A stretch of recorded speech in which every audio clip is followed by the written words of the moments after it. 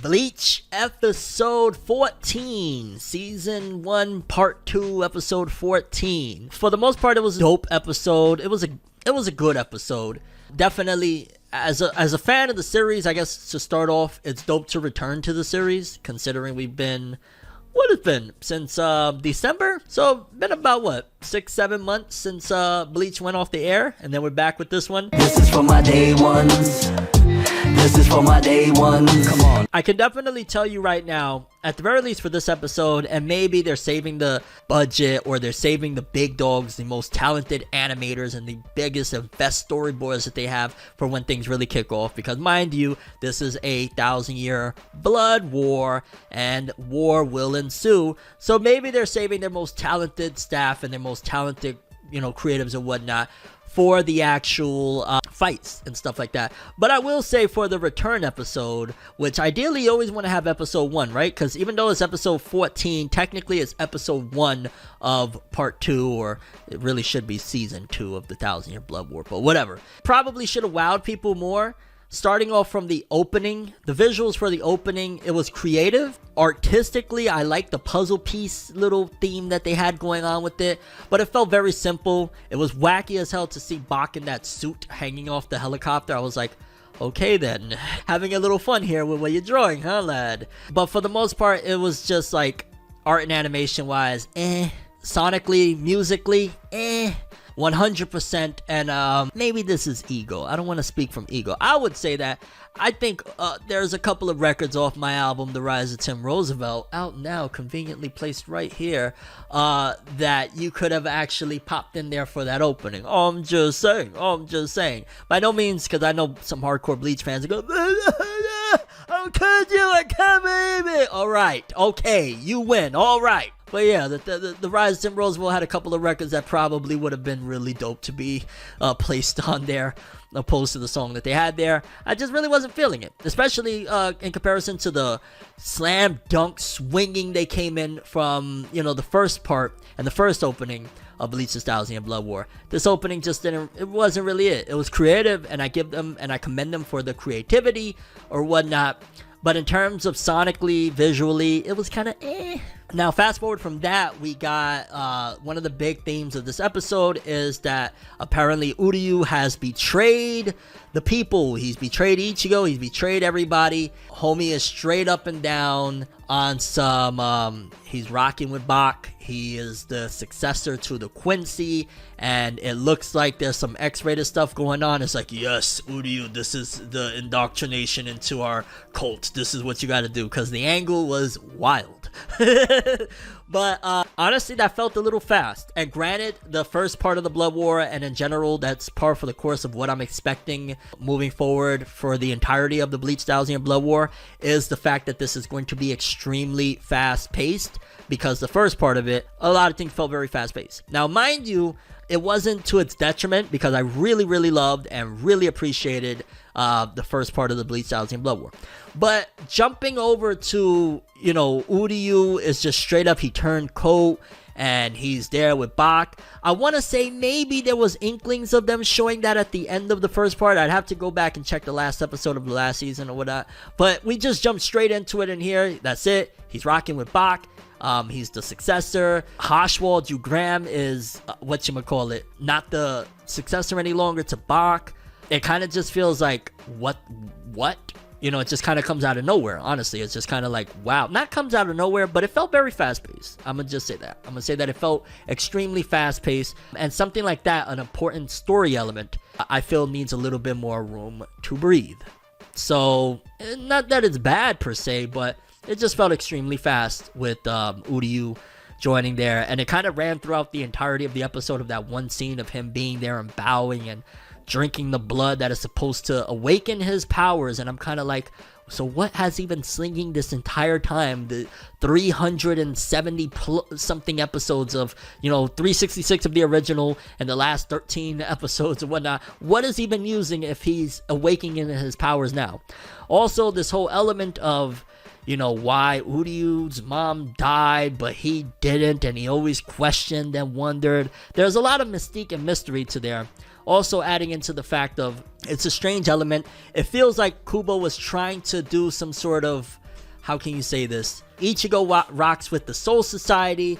Uryu rocks with the Quincy. You know, this is the separation of their friendship as they go on and, you know, they go with their people. So think like the Hatfield and McCoy. The Uzumaki, well, not Uzumaki and Uchiha, but just that whole concept of the main protagonist and one of his right-hand men kind of being drifted apart, so to speak. That type of aspect with Uryu joining in Yhwach, whatnot, for this whole, you know, turning coat, so to speak. Let's see what else. There was a lot of other extra pieces. Oh boy, man, the controversial piece. Let's jump to that. The controversial piece that got Kubo death threats that people just absolutely hated, with Byakuya surviving his fight against Asnod. A lot of people really hated that in the manga. Tite Kubo got death threats because of that. It was just a bad situation all around, that scene in Japan, and even in the West to a certain degree. There was a lot of vitriol and hatred sent towards Kubo's way. I think the way the anime does it, and considering there was a massive break in between, I don't really see people being that upset. Also, I think that they had confirmed that he was just barely alive anyways in the last season. But it just kind of makes the gravity of that fight kind of, I don't want to say dissipate, but it definitely is like, we thought he bit the big one, but, you know, whatever. But again, I think that they ultimately had confirmed that he wasn't dead in the end of season 1, or somewhere around the end of season 1. Art and animation wise, this episode really didn't provide anything fantastical. It looked okay-ish. It was, you know, nothing was like, whoa. I feel like art wise, they tried their best to give it that nice, shiny, beautiful look.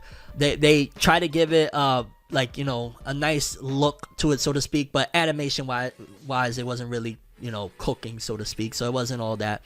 The Bombietta scene, I guess that's a nice build up. Bombietta Boss Divine, the shorty that sliced dude in half with her like 4 cronies, you know, the Snow Bunny version of Holly Bell and her crew or whatnot. Definitely good build up there. So that was kind of a hype moment of, wow, some of these Stern Ritter are even more deadly than you could have imagined. So that was kind of a pretty good build up, so to speak, for the ferocity of the Stern Ritter. Ichigo and Ichibei scene. First of all, I gotta be very honest with you guys. I am a pretty big fan of Squad Zero. So any scene that we get to see Ichibei and, you know, all of that situation kind of gets me a little excited.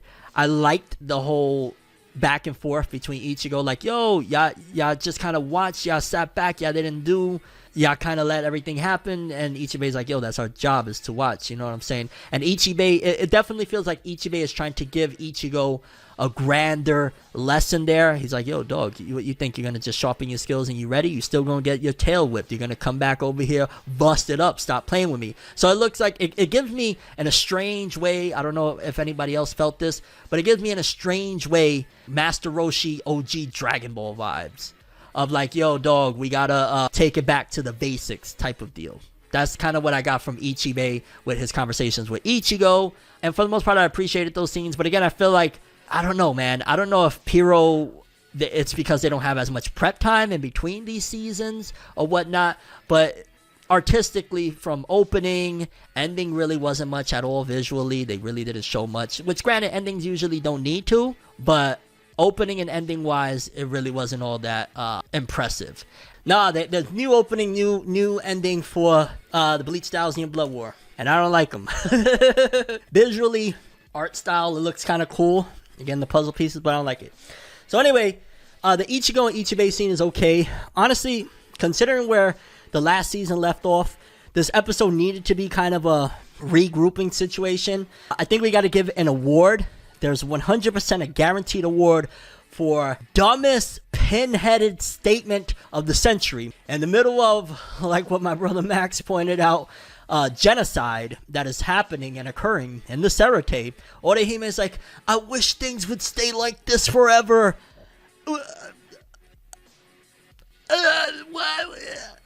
Like, I know Orihime has been shown to be a pinhead, and I get where she was coming from, that things are calm at the very specific moment, but that just sounded stupid to me. I'm sorry, Orihime, walk that one back, okay? That's like being in the middle of Vietnam and you're like, yo, it's kind of quiet right now. Bombs haven't been going off in the last 30 minutes. You know what I'm saying? I wouldn't mind being like this forever. You know what I'm saying? It's war. You dig? You smell me? Orihime with the pinhead comment of the century. I was just there like, I can't believe me eyes, mate. What happened? What is that abomination? So yeah, Orihime, what was you thinking saying that? That was malarkey, mate.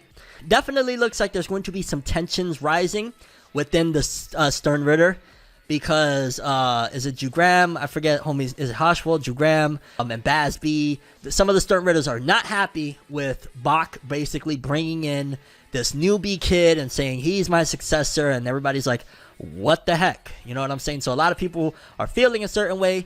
Cool setups there for infighting. Definitely gives a little bit of a leg up considering the massive abomination of a whooping that the Stern Ritters gave the Serete. I mean, for crying out loud, this episode, you know, even though I think they did that in the last season, but turns the entire Serete and, you know, the whole dome that they're inside of into like an ice palace or whatnot.